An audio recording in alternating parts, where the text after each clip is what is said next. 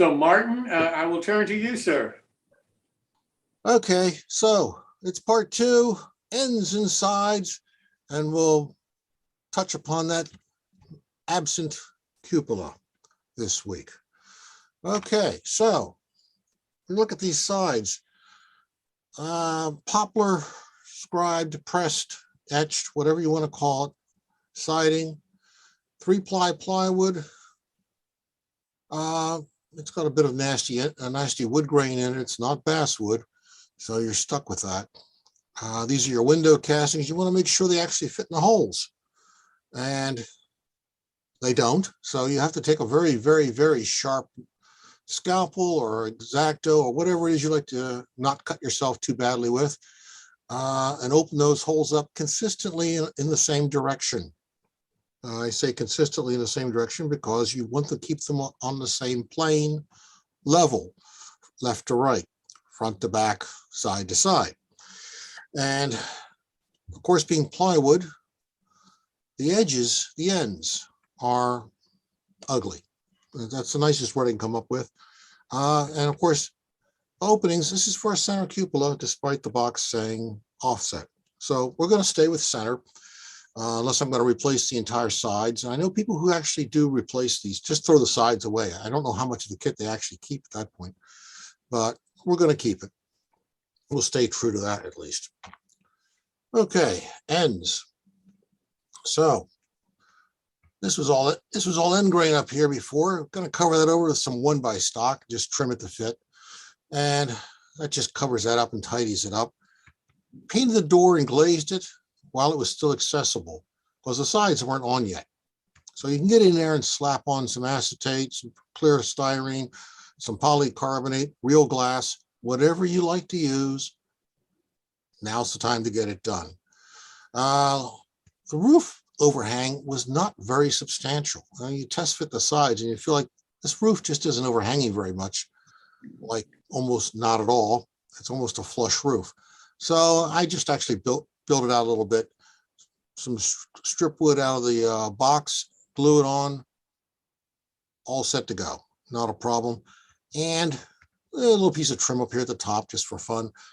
But to cover up some of that end grain issue, I've added some quarter round to the edge, to the ends.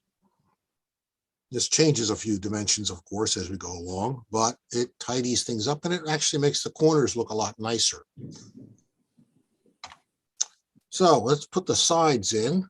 This is 16th inch quarter round. You can still buy that. I think Northeastern Scale Lumber still sells it. I think they're the only place on the planet you can still buy it, as near as I know. The last hobby shop that I was into years and years ago that actually had some, upon my leaving, had no more because I bought everything they had, thinking ahead, someday this is going to be hard to find. But you can still find it. It's out there. Like I said, Northeastern still has it. So these two pieces, these ends don't actually, the sides don't actually fit in between here anymore because we've added a little bit here. So very, very carefully sand this gently, keeping it square as best as possible until it just barely drops in between the two pieces of quarter round on the ends. And now you have a nice, tidy appearance. You don't have that ugly end grain from plywood. Okay, now I didn't open up the bags last time, all the goodies, or goodies or not so goodies. It's all a matter of perspective, of course. These grab irons over here, I don't know where they go, probably somewhere near the ends. The doors, they're hideously large. They're like 40 thousandths brass. You know, see the roof grabs for that cupola that isn't here, but they're actually pretty decent. We have a solid white metal smokestack. You just drill that out. I've forgotten what size drill, but it drills out very neatly. You drill about halfway from each side, pop it through. Just having it so you can see through it makes it a lot better. Two of the steps, all four are there. No worries there.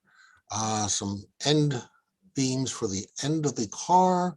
I don't know what this piece of wood was for. This is one of the end platforms. A toolbox. Okay, the toolbox is kind of rudimentary here. It's lacking the appearance of metal except on the front. So that has to be wrapped with some styrene. We'll just skin that up with some 5,000s or 10,000 styrene, not worry about it. We got a K-brake, which is a bit crude. We'll toss that in the parts bin. The brake wheels definitely are going in the parts bin. We have 2 grab irons. Aren't we lucky? 2. They gave us 2. Okay, and 2 ladders. Well, we do need the 2 ladders. And the end platform railings. These are soft brass wire. It's almost copper, it seems. They bend incredibly easy, so you really have to handle them very, very gently. They're a little bit on the large size on the wire, but they have these nice ends in them. I didn't want to throw them away and have to remake them. We'll muddle through with them no matter what. There's the other 2 steps. There's the other end platform piece. You can barely see the scribing in it. It's kind of vague. The side windows, painted those now and then glazed them. Might as well just get ahead of this curve. Now they're glazed. Set them aside. Forget about them. Don't lose them. Put them in the Pyrex Petri glass dish after you flip it back over. Set it aside. You'll come back to them later. Oh, and we've got the ubiquitous pile of little itty bitty nails. Okay, so I don't throw these away. They actually go into a 25 milliliter scintillation vial and get tossed up on the shelf in the parts cabinet in my shop, because every now and then you need a tiny little wire nail or a box nail of some sort. And it's always handy to have it, particularly when your wife says, honey, can you fix this? And you say, I have just the right nail for the job. Actually, I have 50 or 60 of them and probably 10 or 20 vials. So I'm probably not going to run out anytime soon. But they are useful. So don't throw them away. Okay, so we go to the end. So we've got grabs on the ends and on the side started. It's 25 thousandths phosphor-bronze wire. I buy this from Tishi. It's lovely stuff, bends nicely.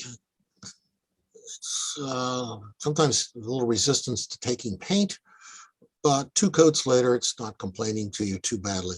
The fun part was putting in these steps. I hadn't looked at them very carefully, but they're not square. There's actually a bevel here. So you have to cut a mortise into this floor that's not straight, which is a lot of fun.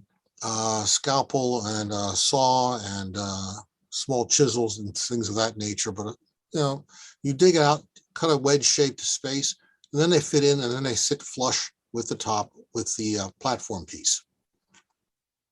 And they're mounted with goo and a little bit of CA, and aren't coming back off anytime soon. You have to file these a little bit. They're a little bit rough, but they're not bad. Okay. The rest of the end. So we've got the end beam on. We've got a ladder with a little bit of extra block to space it out. One of the 2 grab irons. And the railings are in place. I like to drill the holes in these things in advance before I mount them. But if that runs counter to what I might plan to do, I'll actually drill them from beneath the car, test fit everything, then flip the railing over and slide it in from above and snip off the excess. Replacement grab irons, replacement brake wheel, and a ratchet and pawl casting precision scale. We've got a air hose into a little piece of styrene angle. I didn't run it all the way through the car. I'll freely confess my deficiency on that. But it really looks good from the outside, as opposed to flipping it over and testing out to make sure all the air lines are there. And of course, guess what? There's 4 of those pesky little tiny nails. I kept them and used them. They're actually useful. So you drill out, this is tack glued in place.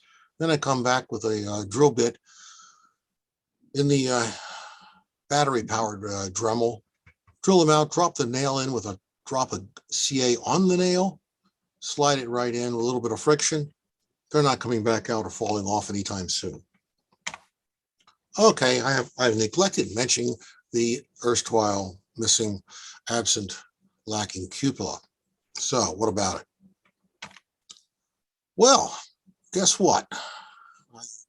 I think a couple of months ago, weeks ago, I don't remember what it was. I gave a little talk about resin casting, and it turns out I have a bad habit of these old kits of capturing parts in resin or in molds, RTV molds, and putting them on the shelf and figuring I might need one of these someday.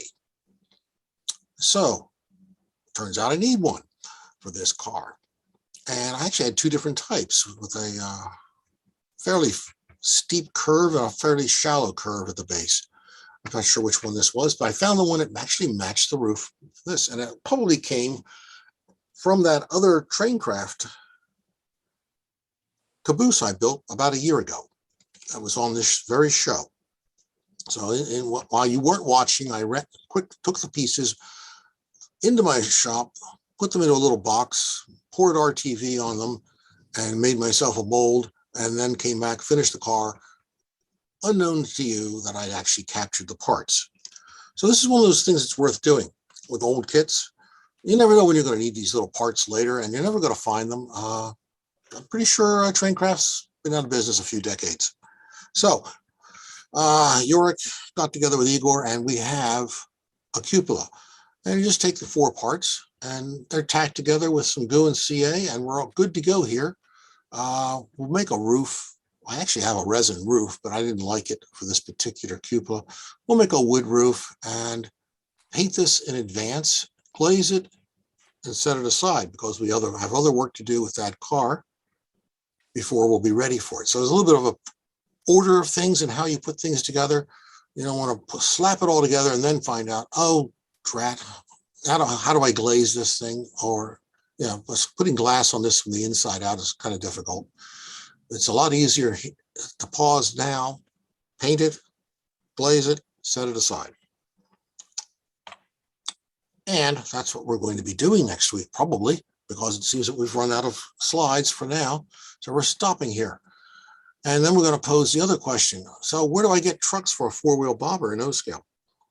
And yes, where do they come from? Well, as I say, the stork is not involved. And you'll have to have that talk with the birds, bees, and the stork later, probably next week.